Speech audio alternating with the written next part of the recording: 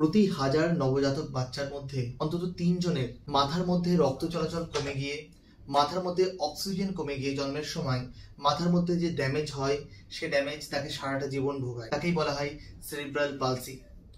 এই সেরিব্রাল পালসিকে আটকানো যেতে পারে যদি বাচ্চার জন্মানোর সময় বাচ্চার চিকিৎসা, বাচ্চার কেয়ার যথাযথ ওয়ার্ল্ড ক্লাস লেভেলে নেওয়া যায়। আজ ওয়ার্ল্ড হেলথ ডে এর থিম হলো হেলদি বিগিনিংস, হোপফুল ফিউচার। আর এই হেলদি বিগিনিংস এর জন্যই আমরা Neotia Getwell multi speciality hospital শিলিগুড়িতে পিডিয়াট্রিক নিউরোলজি, পিডিয়াট্রিশিয়ান, নিওনেটোলজিস্ট সবাই মিলে বাচ্চাকে সুস্বাস্থ্য দেওয়ার জন্য, বাচ্চার হেলদি বিগিনিংস দেওয়ার জন্য বদ্ধপরিকর। আমি doctor M Shamim, DM neurologist, adult and paediatric, Neotia Getwell হসপিটালে কর্মরত।